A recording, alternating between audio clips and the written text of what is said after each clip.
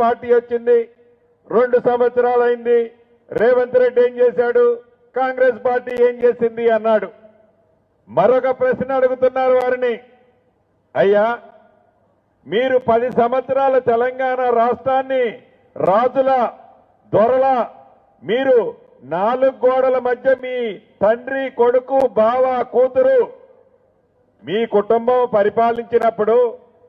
పేదవాడి కష్టాలు మీకు తెలియకుండా మీరు పరిపాలించినప్పుడు మీరు అధికారంలో ఉన్నప్పుడు ఏవైతే మంచి కార్యక్రమాలు చేశారో ఆ కార్యక్రమాల్లో